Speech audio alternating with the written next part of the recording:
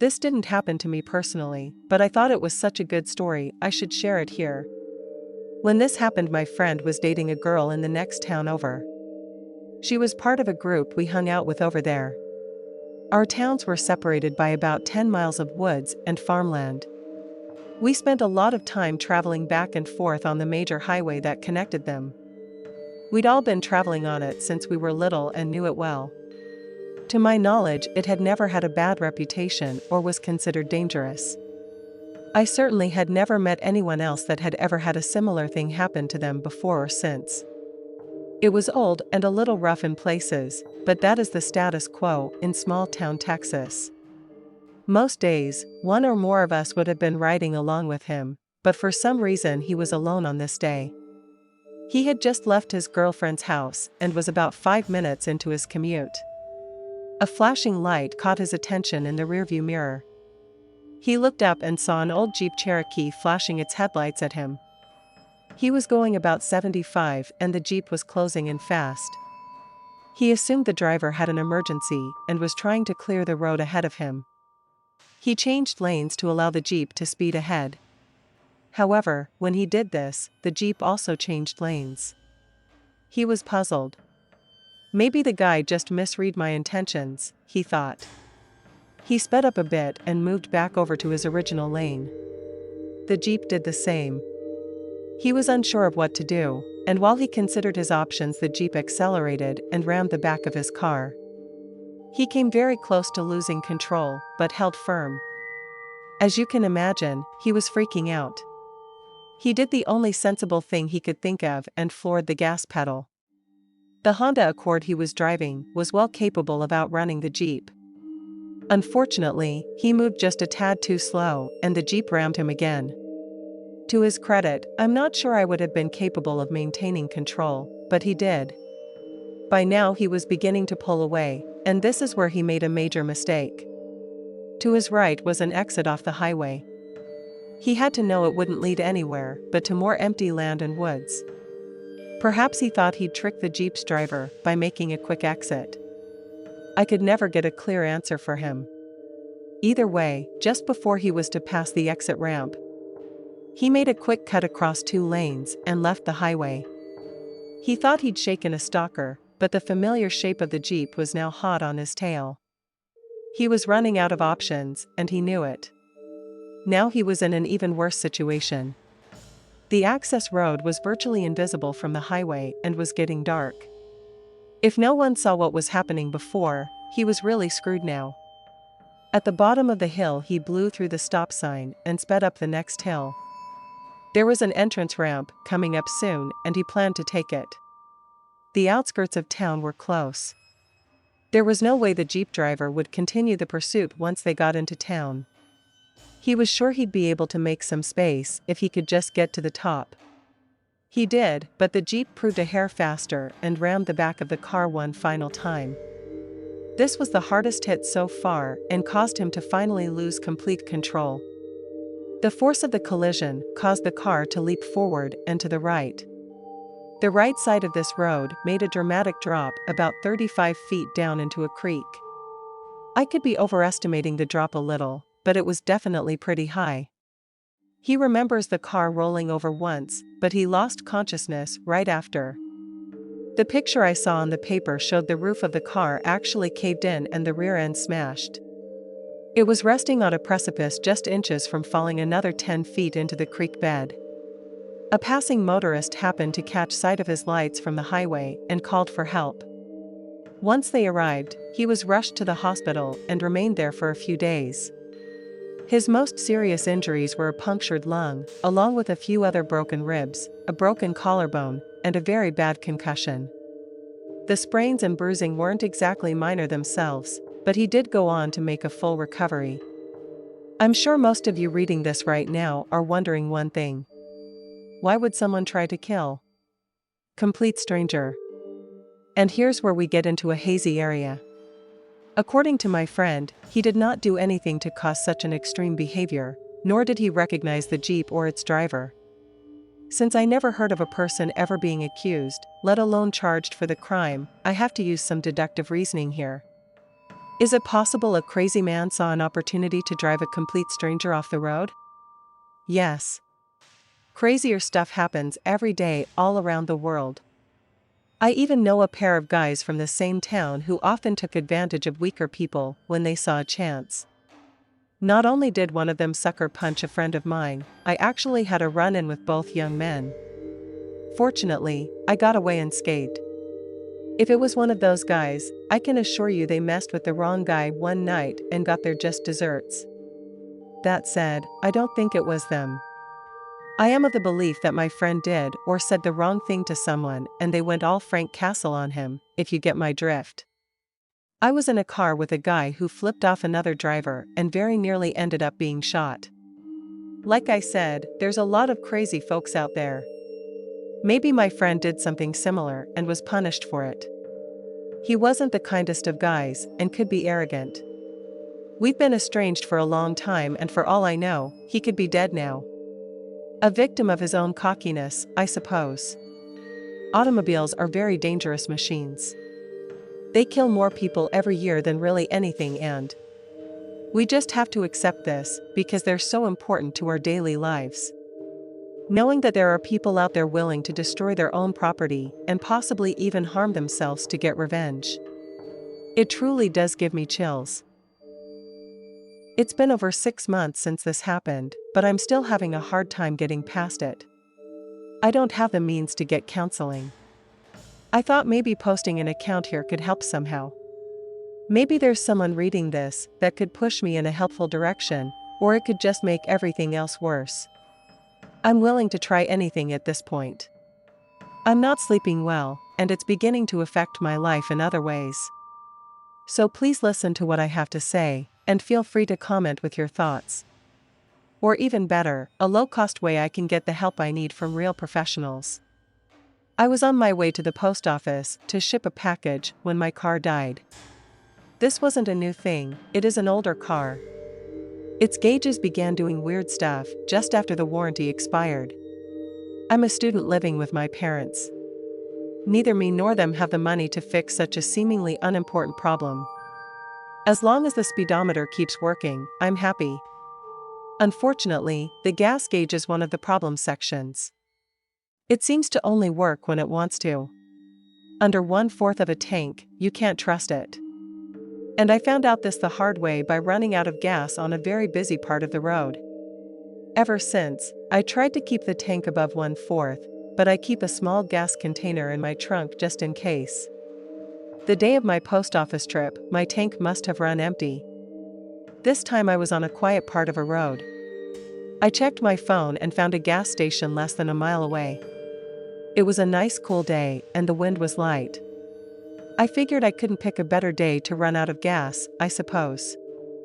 I was a few minutes into my walk when I heard a car approaching me from behind. I moved over into the grass to make sure I wouldn't be hit. As the car passed, it began to slow down. I looked over and saw a young man leaning out of the passenger window. He was smiling and looked like a kind person. I wasn't sure what he wanted. I hadn't tried to hitchhike and I did nothing that I would think gave him that impression. I nodded and said hello in a nice voice. I didn't know what else to do. I returned my gaze forward and continued my walk. I'd walk about 5 steps when the passenger called out to me. "Need a ride?" A chill ran down my back. You see, he'd asked this, but ended his question with a derogatory "all I'll say is that it starts with a P." This guy appeared to be looking for a fight. I'm not a tough guy and have gone out of my way to treat people with respect. I pretended like I hadn't heard him and kept walking. He yelled it out again. Now he sounded angry. I started walking faster. The driver sped up to catch me. The passenger called out to me again. "Hey, didn't you hear me?"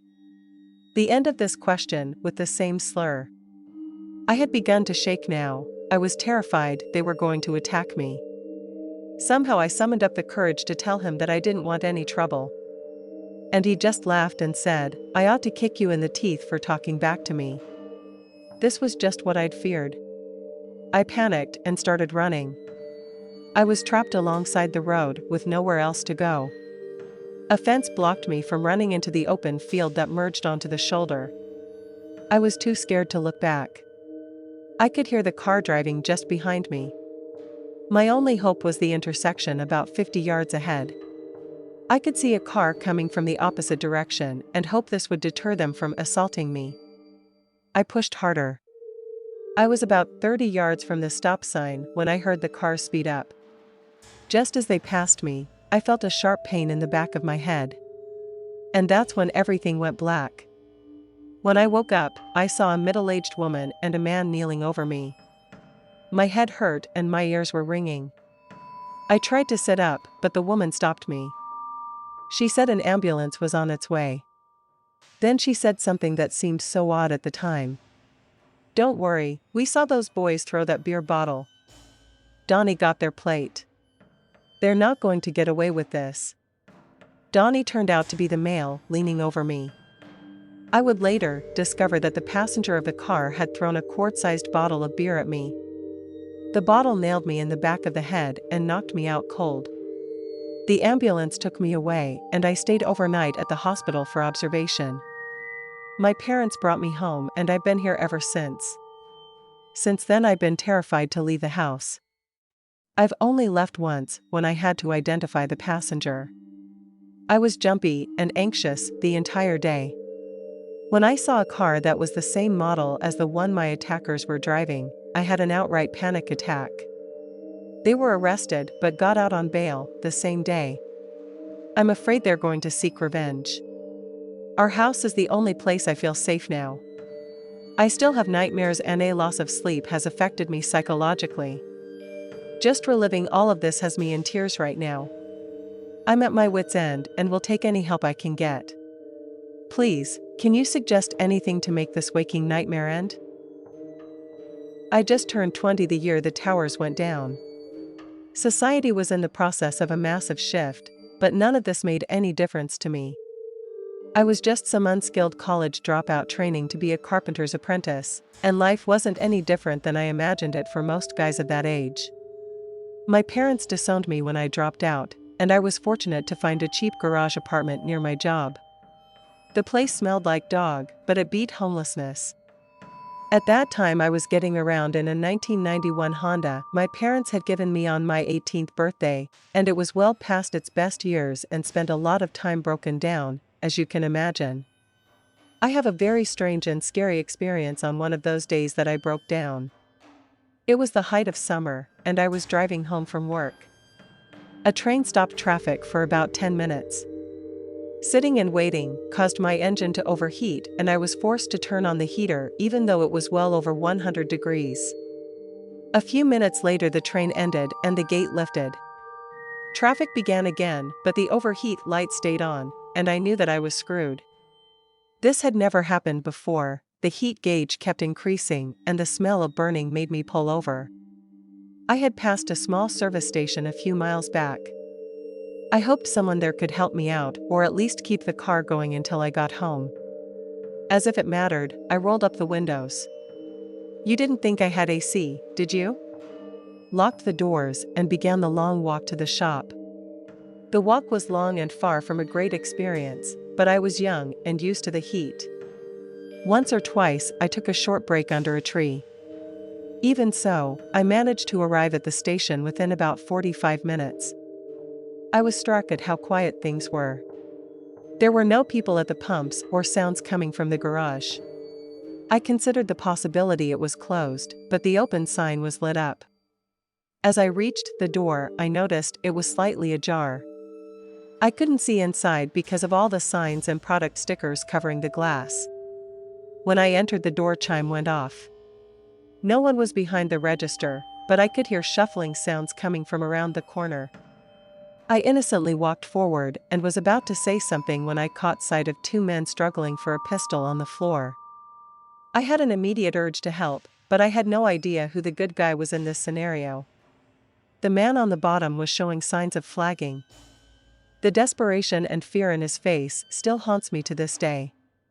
I could see he was only a few seconds from losing control. When he let a pitiful whine slip out, I threw all caution to the wind and jumped on top of his assailant. I put the guy in a chokehold. This drew his focus away from the struggle for the gun and allowed the other guy to pry it from his hand. This is when I locked the choke in and waited. The guy grabbed at me, but was already slipping into unconsciousness. I held on another few seconds until I felt his body go limp. Only when I was sure he wasn't faking did I let go. I wasn't trying to kill the guy, I just wanted to be sure that he was out. I gingerly lowered his body to the floor and looked over to the other man, and I was relieved to see the logo of the store on the breast of his shirt. On the opposite side was his name, and I leaned up and offered my hand. "Nice to meet you, Paul. Name's Mike. You okay?" He was still catching his breath, but managed to push out a rough "Yes." I knew the guy would be awake any second and suggested that we find some way to tie him up until the cops arrived. He handed me the gun and asked me to watch the guy while he got some zip ties from the garage. He disappeared through a door and reappeared a few seconds later. The hold-up guy was waking up, but he was still very confused. I lifted him so Paul could attach the ties. The hold-up guy began to fight with me. Paul began punching him. It seemed a bit unfair, but I wasn't about to tell some guy who had been mere seconds from death to be nice to his attacker. One of the punches rung the guy's bell, and he stopped fighting. We got the ties on, and I watched the guy until Paul could get the cops there. The cops were super cool about the situation, surprisingly. It turned out the robber had knocked over several other stores in town and even shot one poor guy. When Paul heard this, he went pale, and the paramedics had to treat him for shock. If I had to guess, I'd wager the stick-up guy is dead or in prison by now. There's no future in that line of work, for certain. And when it was all over, I got a tow truck to bring my car to another shop. The driver happened to be on the way to another call and dropped me off at home. A few days later, I stopped off to check on Paul, and he gave me the details on how everything started. The craziest part was that he wasn't even the regular cashier. He was just a guy who worked on cars. The regular employee had a family emergency, and he had to fill in until another cashier arrived. He was doing an oil change when he heard the door chime. The gunman approached him just steps from the adjoining door. He noticed the guy had a ski mask on, and in his mind this meant that he was going to die. His survival instinct kicked in, and he grabbed for the weapon. Just as I thought, he admitted that he was on the verge of losing control when I arrived. And he thanked me profusely, then gave me a big hug. I'll not deny that we both cried a little in that moment. Over the years since, he and I have kept in touch through Christmas cards and birth announcements. And I'm happy to say that he's still alive and kicking at 67 years, and I wish him many, many more happy ones to come. The other day, I came across some old photos from 2012. Among them were several shots of my wrecked Camry. Since we're coming up on the 10-year anniversary of the event, I thought that I'd share the scary incident that led to its demise. Although I may be able to joke about it now, it changed the way I think about my safety. More or less it went like this. In 2012, I was 19 and still living with my parents. I had dreams of getting my own place as far away from my hometown as I could get. I would need a lot of money to do this, and the majority of my time was spent working, often double shifts at a large chain restaurant you likely know the name of. I was a line cook, but would also wash dishes to get extra time on the clock. In spite of my rocky relationship with my parents, they did allow me to use an old Toyota that they had purchased for my sister. She was now married and left the car with them when she moved out. It was agreed that I could drive the car as much as I wanted, as long as I paid for the gas and the regular maintenance, both of which I did. Even with well over 100,000 miles, that little Camry remained reliable all the way up until I totaled it. In addition to all the hours I was working, I was also serving as a de facto taxi service for a friend. He wanted to move away himself and worked almost as many hours as I did.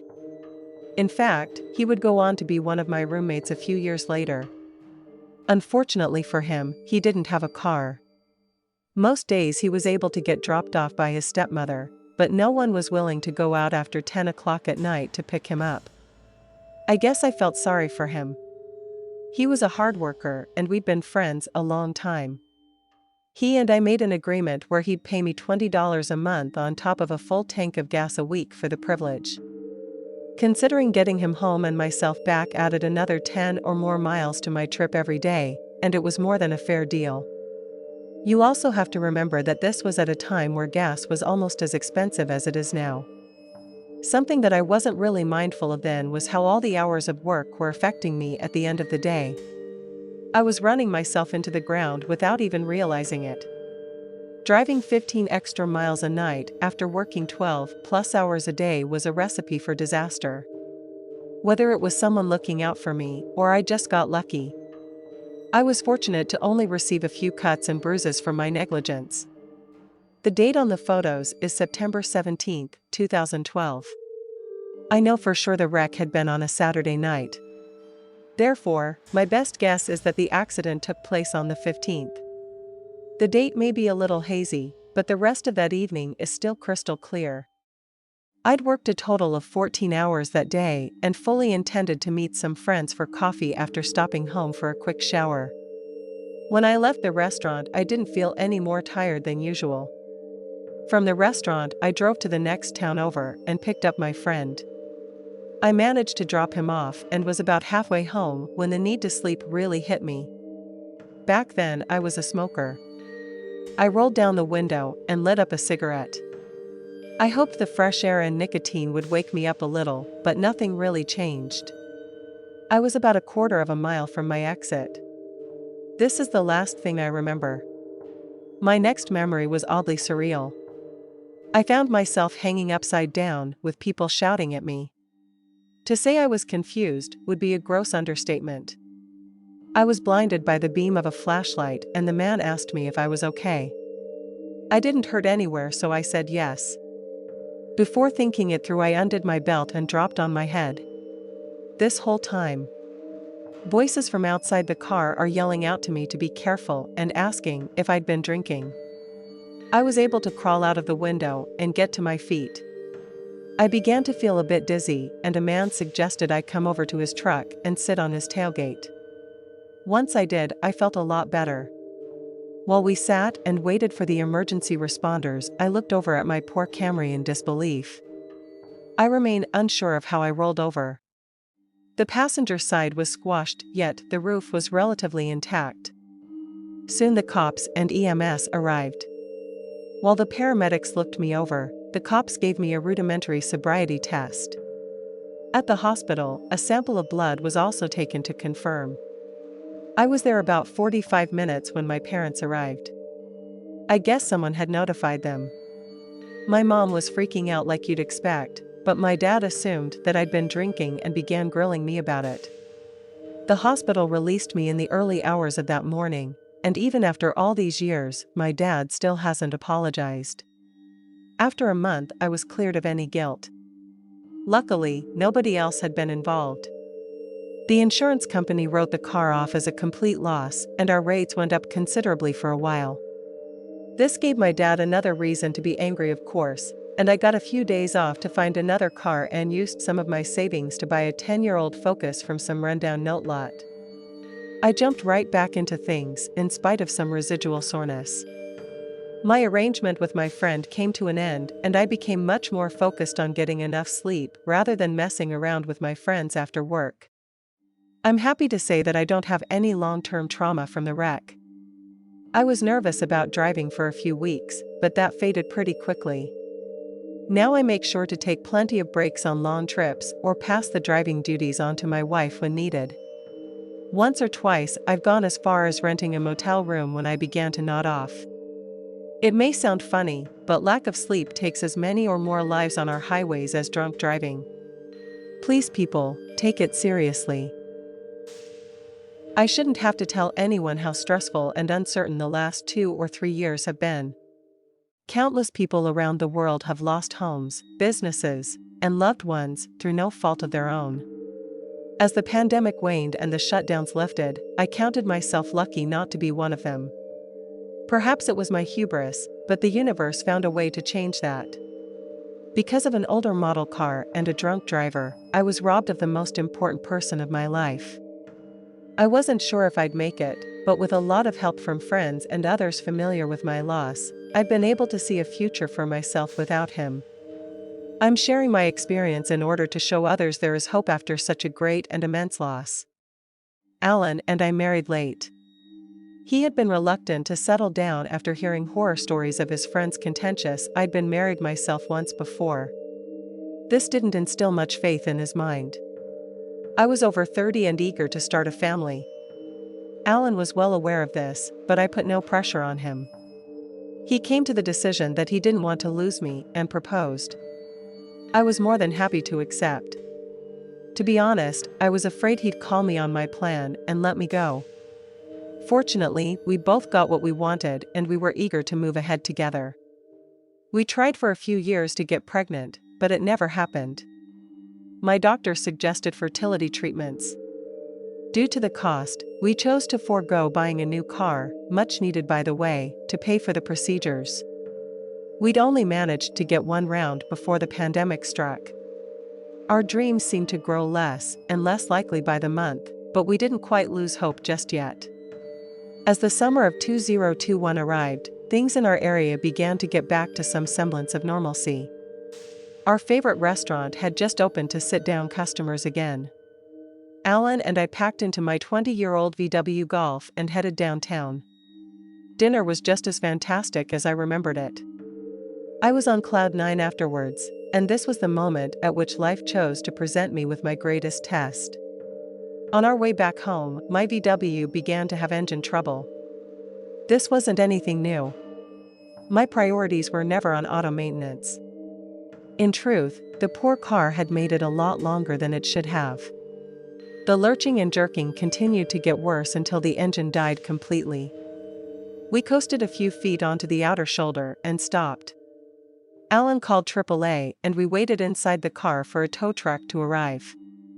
We'd been sitting there around 10 minutes when a highway patrolman showed up. Alan got out to talk to him. From what I could hear, he was doing a routine check to see if we needed any assistance. Our state is one of those who offer such services.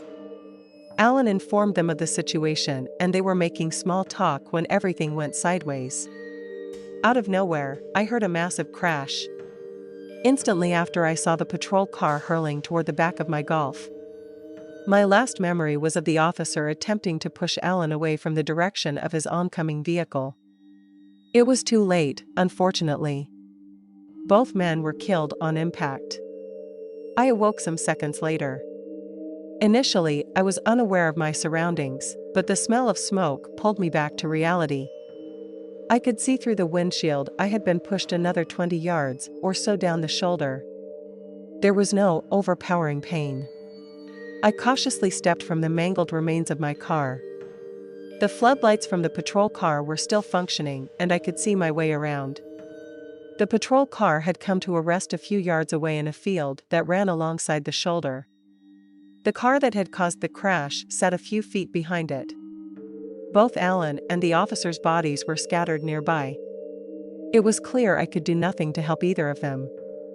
That's as far as I'm prepared to go on that front. I was taking in the horror of the scene when I heard a slurred shout from the rear car. I looked over and saw a middle-aged man stumbling out from the driver's side, and blood was pouring down his face. My instinct to help kicked in and I ran over to him to help, but as I got closer, the smell of booze overpowered me. I flipped out. I attacked the guy. He had no idea what was going on. A couple of good Samaritans had arrived and had to pull me off of the drunk idiot. I broke down right there and then. A female paramedic quietly walked me over to the ambulance and helped me onto the gurney. While the paramedics did their work, I cried unlike I'd ever cried before. The doctors were amazed at my condition. Other than a lot of the bruising to my chest and knees, I was unharmed. I spent the rest of the night in the ER and was let go later that next afternoon. The true power of losing Alan had not yet hit me completely. That would come after the funeral. And speaking of the funeral, I was happy to see how many people turned out to say goodbye. Many of them I had never met. Despite some reservations, I also attended the officer's service. His family greeted me warmly, and we all had a good cry together. And after all the chaos surrounding the wreck subsided, I was left alone to think. And this was when the weight of everything truly fell upon me. The man in which I tried so hard to create a family with was gone forever. I wouldn't leave the house for almost 4 months. I would have probably starved to death. Only when a close friend convinced me to attend a grief counseling group was I able to regain some sense of sanity. Although it hasn't been that long, the group has helped me a lot. I'll be the first to admit I have a lot of progress to make. However, if you would have suggested 9 months ago that I could carry on without Alan, I would have probably spit in your face. It may be a trite cliché, but it really does appear that time can heal all wounds. The little part they neglect to add is that every severe wound leaves a scar behind. That scar may be an ill reminder of that past trauma to some. I prefer to see it as a memorial, a monument to a man who I will always love. This makes me smile. And a smile is never a bad thing. Roughly between 1997 and 2008, I was an emergency roadside assistant, a fancy name for a repairman/tow truck driver, in the southwest of the US. Before then, I had been a mechanic with a large dealership. My job then was to get people towed to our shop or get their loaner car back on the road. The emergency assistant gig wasn't much of a change except the roadside assistance company had a wider service area. I helped a lot of people. The overwhelming majority of cases were completely ordinary and mundane. That said, I did encounter a few situations I'll never forget, and this post will include 2 of those. The first incident took place in the late 90s. I'm sorry, I don't remember the exact date. It was the early part of the day, and I had just left another call. I was driving on a remote section of highway and saw a car parked off on the shoulder with the hood up and the hazard lights on. Of course, I saw a potential customer. As I passed, I got a view of the assumed driver. She was a good-looking young woman wearing short shorts and a bikini top, and I got major Daisy Duke vibes. This made me even more motivated to help in any which way I could. I pulled over a few yards from the young lady and proceeded back to help. I asked her what the problem was, and she said she didn't know. The car had just died. I suggested it may have overheated, and she agreed it was possible. I asked a few more questions and became curious as to why she knew nothing about the car. "Oh, it's my daddy's. I'm just borrowing it. I don't know anything about cars." Her false stupidity and poor grammar rubbed me the wrong way. Things seemed a tad fishy, but I carried on anyway. I needed to hear if the motor would start. I asked if she could get in and try to turn it over. She insisted I be the one to do it and used the ignorance card again. He would assume she had started a car before, and my gut told me something was not legit with this scenario, but I had no clue what was wrong yet. Despite this, I agreed and approached the driver's side very carefully. I was scanning around frantically waiting for any possible threat. When I reached out for the door handle, I saw it. The flannel blanket was laid out across the rear floorboards, and I could see the soles of 2 tennis shoes barely sticking out. I stopped and thought quickly. I forgot, I need to scan my scan tool. I'll grab it real quick. I began jogging back to the truck. I could hear the protests of the girl behind me. I started it and slammed into gear. I looked into the rearview mirror and saw 2 things. One funny, and one blood-chilling. The girl was yelling and threw her hands up in defeat. She turned back toward the car just as I saw a heavy-set man step out from the back door. He looked to be holding a crowbar or something like it in his right hand. I called into dispatch and let them know what was going on. They promised to call the highway patrol, but I don't know if anything came of it. The incident made me a lot more alert, especially after dark, when it would be a lot easier to pull something like that off. Speaking of working after dark, the second story took place late one night as I was near the end of my shift. It was a far more serious situation and would lead to me quitting soon after. It was late summer, 2008. Despite being close to midnight, the air remained stiflingly hot. I was just killing time until I could go home. I drove around a curve and an SUV was stopped in the middle of the road with the driver's door sitting wide open. There was no sign of the driver at first, but as I got closer, I could see a man in a dark suit pacing around behind the SUV. I pulled off onto the shoulder and got out. I called out to the man and he approached me. He seemed to be stumbling. I thought he may have been injured and asked if he felt okay. When he opened his mouth to answer, I was overcome by booze breath. Great. We got a drunk driver, I thought to myself. At least he didn't appear to have crashed into anyone. He said he was okay, but he thought that he may have hit a dog or something. I'd answered more than one call for a deer-related crash out there and assumed this was a similar case. I suggested he take a seat on one of the boulders alongside the road and I'd check it out. To be safe, I lit a flare and dropped it about 40 yards back on the road. I grabbed my flashlight and walked to the front of the SUV. I could see some blood smeared on the grill, but were no signs of any trailing away. I double-checked with my light, but came up empty. Normally, if a deer or any other animal for that matter isn't killed right away, it just runs off somewhere else to probably die. There were no signs of this. The only thing I could think was the possibility the animal had been trapped under the SUV. I walked back over and crouched down. The beam of my light fully illuminated the distorted and bloody face of a young woman. I jumped up and out of my skin. My hand leapt to my mouth, just in time to stifle a shout. I walked off into the dark for a moment to gather myself, and such things were part of my job. I needed to be a professional if I was going to see this job through. A few minutes passed and I walked back over to the SUV. I took a slow breath in and out and crouched down. The second time was no less terrifying, but I, at least, knew what to expect. The poor girl must have been struck and dragged a short distance, and it truly was a horrible picture. I thought the drunk man may have taken off if I told him the truth, and instead I lied and said it was a coyote. I told him not to worry, I'd call Fish and Wildlife to come and take care of it, and he shrugged and sat back down to wait. I went back to my truck and notified the cops. As I sat there, I stared at him. With each second my disgust grew stronger and stronger. That poor girl's face was burned into my mind. Yet he sat there oblivious to the horror he'd unleashed. She was probably just some hitchhiker walking alone in the dark, and this selfish monster ran her down like some rabid dog. The cops showed up in about 15 minutes and I showed them her body.